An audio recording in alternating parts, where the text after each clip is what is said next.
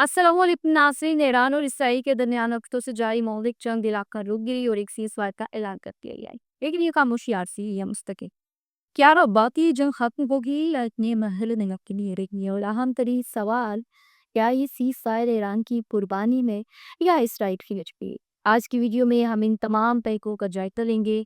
Iran का मौक़िफ़ आपको बताएंगे, इसराइल की हिकमत अमली, आली ताकतों की चालें और मशरिक़ वस्ता के अवाम पर इस जंग के असरा। आपसे गुजारिश है कि वीडियो को मुकम्मल देखें, लाइक कीजिए और भी लाइक से ज़रूर अदा कीजिए ताकि हम एक संजीदा मुकालमा जारी रख सकें। सीज़फायर किसकी जीत, किसकी हार, आखिर इसके पीछे क्या वजूहात है। ना सिर्फ ईरान और इसराइल के दरमियान ये हालिया जंग सिर्फ दो ममालिक की लड़ाई नहीं थी, ये पूरी मुस्लिम दुनिया, खलीजी रियासतों और आलमी ताकतों के दरमियान ताकत की कशमकश का आईना थी। चिंगमती का ऐलान ऐसे वक्त में हुआ जब दोनों ममालिक थक चुके थे, आलमी दबाव बढ़ चुका था और खित्ते में इंसानी अलमिया जन्म ले रहा था। लेकिन ईरान के लिए ये सीज़फायर महज खामोशी नहीं, बल्कि एक इज्जत बचाने की सफारती चाल है। ईरान ने इस जंग में अपनी दिफाई सलाहियत, अवामी तहारात और खत्ते में अपने हामी ट्रुप्स की मौजूदगी से ये पैगाम दिया कि वो तनहा नहीं है और ना ही वो कमजोर है। ईरान कुर्बानी या हिकमत। जंग के आगाज में इसराइल ने ईरान की एडली तनसीबात को निशाना बनाने की कोशिश की, मगर ईरान की दफाई सलाहियत, खास तौर पर इसके ज़ेर ज़मीन सिस्टम्स, ड्रोन नेटवर्क और मिसाइल को पैर इसराइली इंटेलिजेंस के बरक्स कई ज्यादा मजबूत निकले। ईरान ने खलीज, शाम, लिबनान, यमन और इराक में मौजूद अपने इत्तेहादी नेटवर्क से जरिए जंग को सिर्फ अपनी सरजमीन तक महदूद नहीं रहने दिया, बल्कि इसराइल को पहली बार अपनी सरजमीन पर जंग का कोप महसूस हुआ। सीज़फायर से पहले ईरान ने वाज़ेह कर दिया कि अगर ये हमले जारी रहे तो ईरान अपनाए खम्स बंद कर सकता है, जो दुनिया के तेल की सप्लाई का 20% है। और यही वो खतरा था जिसने अमेरिका, यूरोप और चीन को सीज फायर करने पर मजबूर कर दिया। इसराइली तकनीकी बर्तरी या इखलाकी शिकस्त, इसके ऊपर अगर हम गौर व फिक्र करें तो इसराइल ने जंग का आगाज एक प्री एम्प्टो स्ट्राइक के तौर पर किया। मकसद ये था कि ईरान के जौहरी प्रोग्राम को नुकसान पहुंचाकर इसके अस्करी तबकी को रोका जा सके। मगर हकीकत ये है कि ना तो इसराइल का मकसद मुकम्मल हुआ और ना ही ईरान को गैर मौसर बनाया जा सकता है, बल्कि जंग ने इसराइल की जमहूरियत और इंसानी हुकूक के दावों पर सवालिया निशान लगा दिया है। ईरानी शहरों पर हमले, शहरी अमवात और अवाम मुत्तहिदा की जानिब से मजम्मत, इन तमाम में इसराइल को आईनी सतह पर तनकीद का निशाना बनाया। मजीद ये कि इसराइली अवाम के अंदर भी अब एक सवाल उठा है, क्या इतनी बड़ी फौजी मुहिम हमें क्या हासिल हुआ।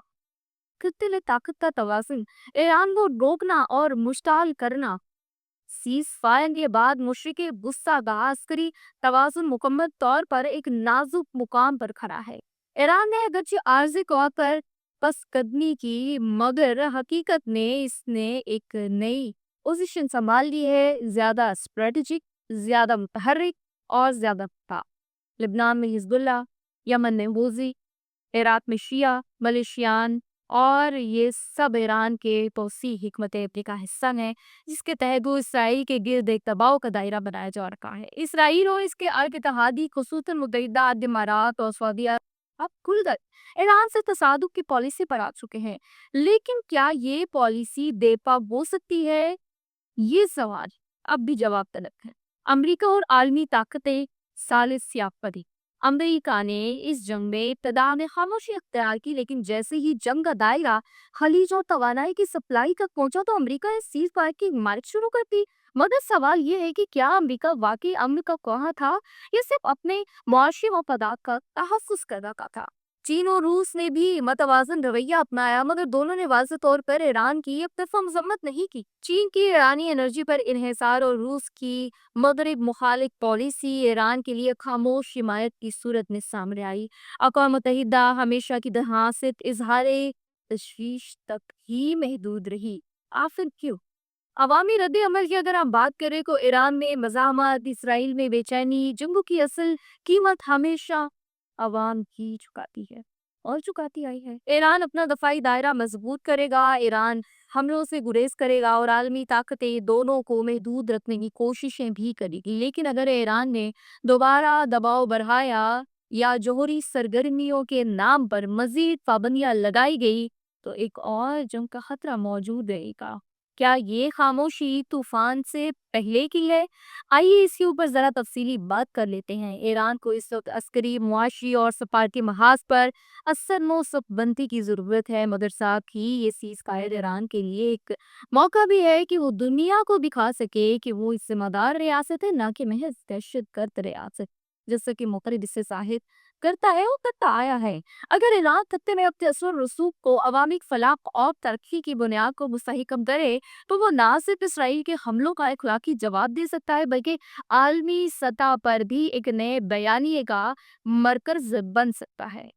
ناظرین، آپ کے خیال میں ایران نے اس جنگ میں کیا کھویا اور کیا پایا؟ کیا سیز فائر ایران کی حکمت عملی کی کامیابی ہے یا اسرائیل کا وقتی فائدہ ہے؟ کامنٹ سیکشن میں بھی ایسے ضرور آگاہ کیجیے۔ مجھے دیجیے اجازت، ملتے ہیں ایک اور ویلاگ میں اگلی ویڈیو میں۔ اللہ حافظ۔